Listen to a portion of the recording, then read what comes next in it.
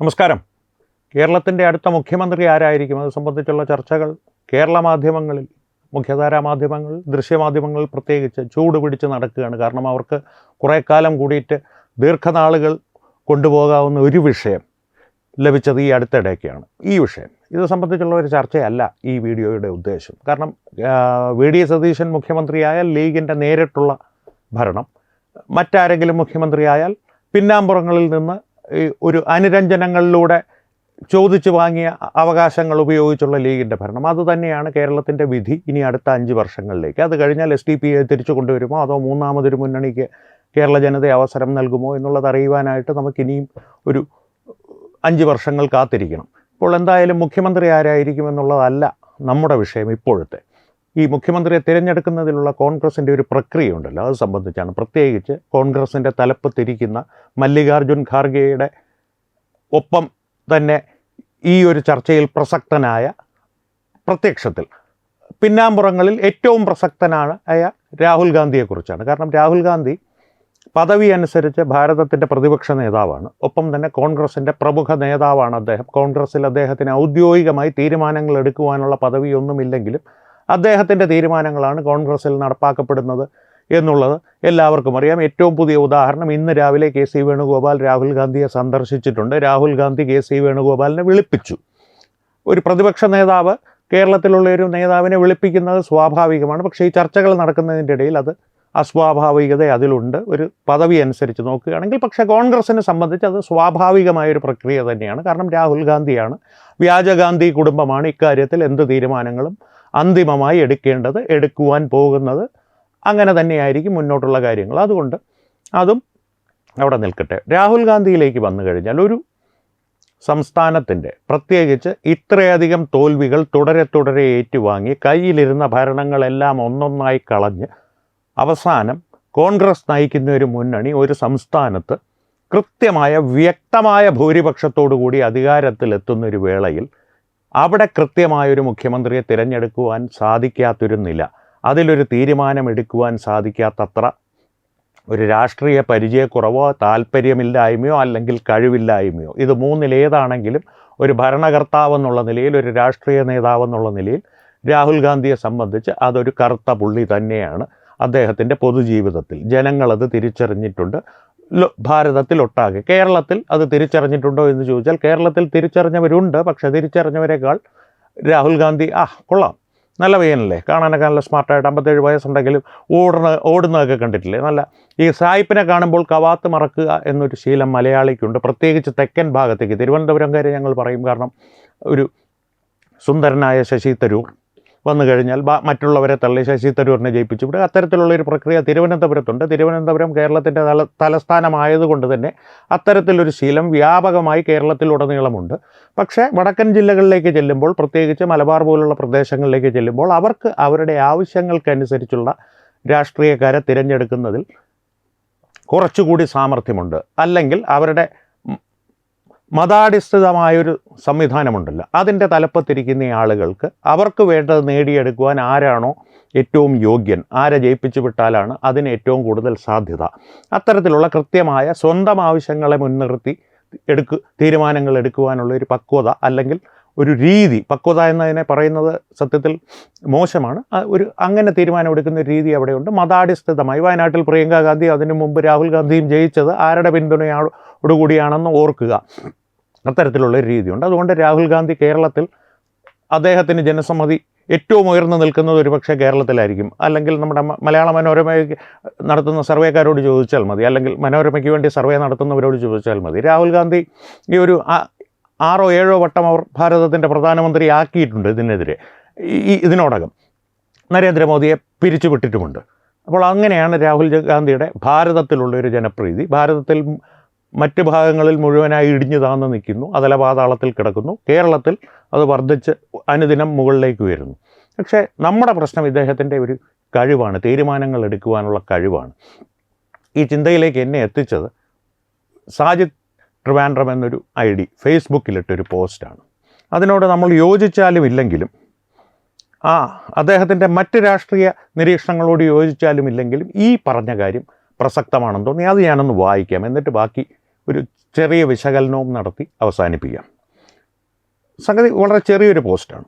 അർഹനോ അനർഹനോ ആകട്ടെ, ഇന്ത്യയിലെ രണ്ടാമത്തെ ഏറ്റവും വലിയ രാഷ്ട്രീയ പ്രസ്ഥാനത്തിൻ്റെ ഹൈക്കമാൻഡാണ് ഈ 55 വയസ്സുകാരൻ. രാഹുൽ ഗാന്ധിയെക്കുറിച്ചാണ്. ബ്രാക്കറ്റിൽ കേരള സംസ്ഥാനത്തിലെ ഒരു സർക്കാർ ഉദ്യോഗസ്ഥനായിരുന്നെങ്കിൽ അടുത്ത മാസം റിട്ടയർ ചെയ്യേണ്ട ആൾ. ഒരു സംസ്ഥാനത്തിൻ്റെ മുഖ്യമന്ത്രിയായി 3-ൽ തിരഞ്ഞെടുക്കാൻ ഒരാഴ്ച കഴിഞ്ഞിട്ടും കഴിയാത്ത ഇദ്ദേഹമാണ് പ്രധാനമന്ത്രിയാകുമ്പോൾ രാജ്യസുരക്ഷ ഉൾപ്പെടെയുള്ള വളരെ സുപ്രധാനമായ വിഷയങ്ങളിൽ ത്വരിത തീരുമാനങ്ങൾ എടുക്കേണ്ടത്.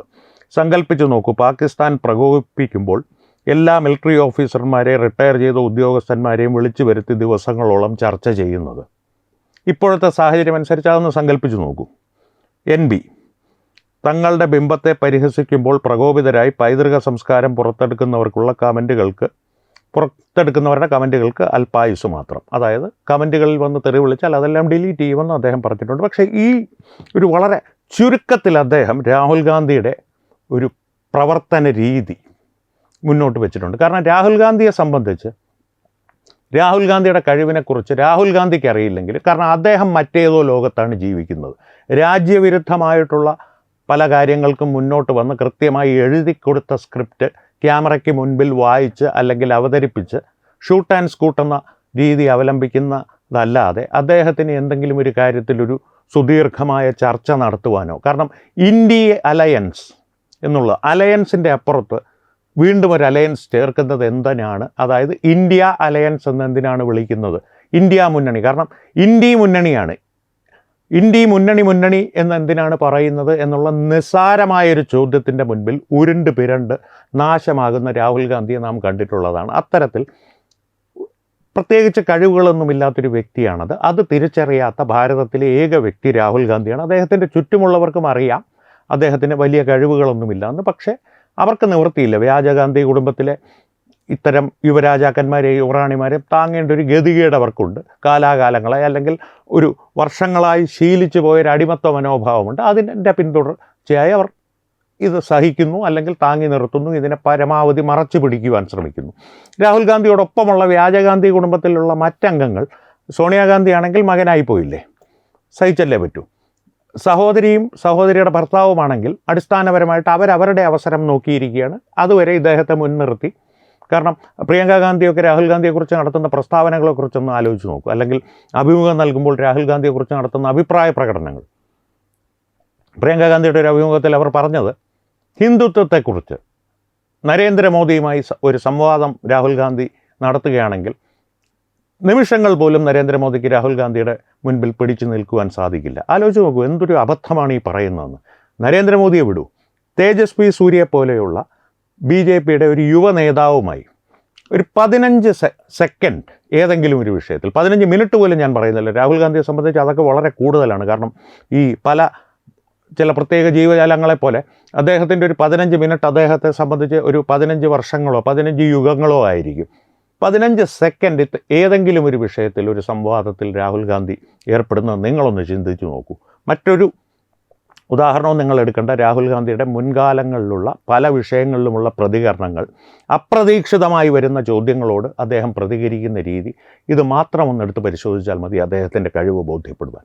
അതുകൊണ്ട് തന്നെയാണ് പറയുന്നത്, ഈ ഒരു യുവരാജാവിനെ, മുൻപോട്ട് പ്രതിഷ്ഠിക്കപ്പെട്ടിരിക്കുന്ന അല്ലെങ്കിൽ മുൻപോട്ട് തള്ളി നിർത്തിയിരിക്കുന്ന വ്യാജഗാന്ധി കുടുംബത്തിൽ നിന്നുള്ള യുവരാജാവിനെ ഇപ്പോഴും ഉയർത്തിപ്പിടിക്കുവാനായി ചില തൽപര കക്ഷികൾ കേരളത്തിലുണ്ട് എന്നുള്ളതൊഴികെ മറ്റൊരു സംസ്ഥാനത്തിനും ഇദ്ദേഹത്തിൻ്റെ മേൽ പ്രീതിയില്ല. അത് രാഷ്ട്രീയക്കാർക്കാകട്ടെ ജനങ്ങൾക്കാകട്ടെ. പക്ഷേ നെഹ്റു കുടുംബം, വ്യാജഗാന്ധി കുടുംബം എന്നുള്ള ലേബലുകൾ അണിഞ്ഞിരിക്കുന്നത് കൊണ്ട് മാത്രം ഇപ്പോഴും കോൺഗ്രസിൻ്റെ തലപ്പത്ത് അദ്ദേഹം തുടരുന്നു. ആ തുടരുന്ന അദ്ദേഹത്തെ സഹിക്കേണ്ട ബാധ്യത, അദ്ദേഹത്തിൻ്റെ തീരുമാനങ്ങൾ എടുക്കുവാനുള്ള താമസത്തെയും അദ്ദേഹത്തിൻ്റെ തീരുമാനങ്ങളുടെ അനന്തരഫലങ്ങളെയും സഹിക്കേണ്ട ബാധ്യത ദൗർഭാഗ്യവശാൽ ഇപ്പോൾ ഏറ്റവും കൂടുതൽ വന്ന് പെട്ടിരിക്കുന്നത് അല്ലെങ്കിൽ വന്ന് വീണിരിക്കുന്നതും നമ്മൾ മലയാളികളുടെ തലയിലാണ്. കാരണം അന്തിമ തീരുമാനം രാഹുൽ ഗാന്ധി എടുക്കും.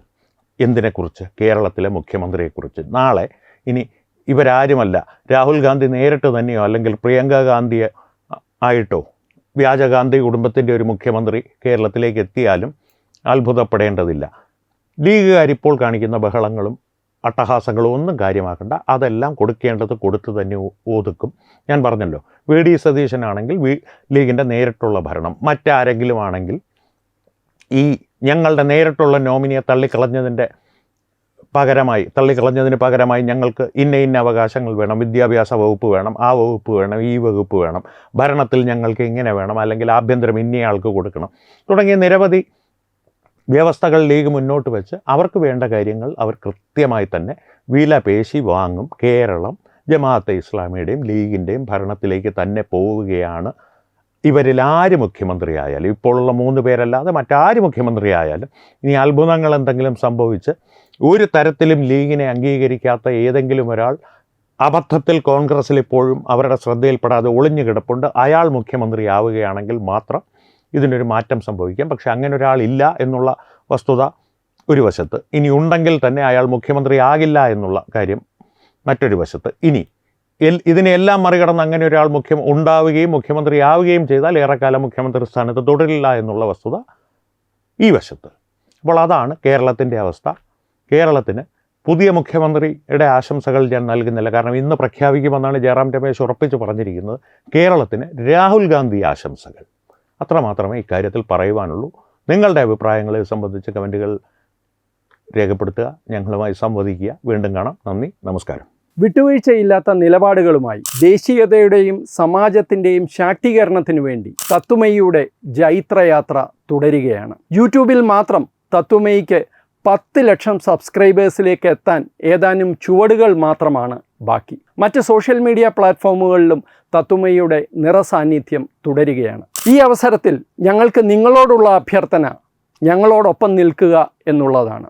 നിങ്ങൾ ഉപയോഗിക്കുന്ന ഏത് സോഷ്യൽ മീഡിയ പ്ലാറ്റ്ഫോം ആണെങ്കിലും ഞങ്ങളുടെ വരിക്കാരാകുക, ഞങ്ങളെ സബ്സ്ക്രൈബ് ചെയ്യുക, നിങ്ങളുടെ സുഹൃത്തുക്കളിലേക്ക് തത്വമയിയുടെ ഈ സന്ദേശം പ്രചരിപ്പിക്കുക. ഞങ്ങളോടൊപ്പം നിൽക്കൂ, രാഷ്ട്രത്തോടൊപ്പം നിൽക്കൂ, ദേശീയതയ്ക്കൊപ്പം സഞ്ചരിക്കൂ.